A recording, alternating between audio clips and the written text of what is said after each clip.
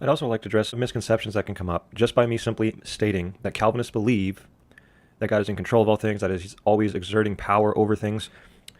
When you start with a semi-deistic worldview, which unfortunately most people have, where you are just bopping along, right, with this thing called free will, when I say that God is exerting power over you, you get this misconception that you are minding your own business and along comes God and He interferes or meddles in your affairs and exerts power over you so that you'll do something He wants you to do. And so He is controlling you, right?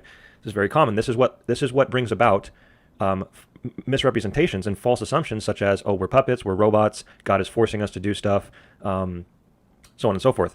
And what I'd like to do is just stop for a moment and ask you to realize that in light of what I've laid out as a foundation, to just be a little more fair with what's being said, what I'm saying is God is not choosing to exert or not exert power over you. God's exerting power over you at all times is a necessary consequence of your existence as a finite created thing.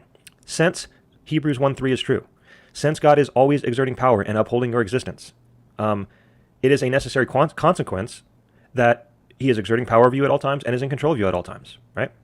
It is not a switch that is flipped on and off. Sometimes He's controlling you, sometimes He's not. Sometimes He's exerting power over you, sometimes He's not. He is always in control. He is always exerting power from start to finish, and it can't be any other way. All right? This is my logical claim. This follows up the idea of it is impossible for God to give you free will. It is impossible for God to metaphysically disconnect Himself from you. Now, when I say that God can't choose to do it, He could choose to stop exerting the power, right? But you cease to exist, okay? So don't misunderstand me. I am not taking away from the freedom of God by saying He must control you and He must exert power over you. What I'm saying is if God chooses that you shall exist, and if God chooses that you shall continue to exist, and that's His freedom to choose that, if He chooses that you should continue to exist, then the necessary consequence of that relationship of creator to creation is He is exerting power over you at all times, and He is in control of you at all times. That's my claim. Hebrews 1:3, I do not see any possible logical way out of that. And again, if you're just going to appeal to mystery and tell me my imagination isn't big enough, we're not going to get anywhere, and we're wasting time. I am talking to people who take these issues seriously enough to, while you might not agree with what I'm saying, at least understand the logical angle that I'm coming from, okay?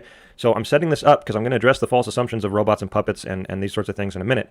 But just understand that when I say that God exerts power over you, it is not this forceful, He could or couldn't be, flip the switch on and off type of exerting of power. The only reason you exist or continue to exist is because He is exerting power in the first place. That's my claim. It is always true.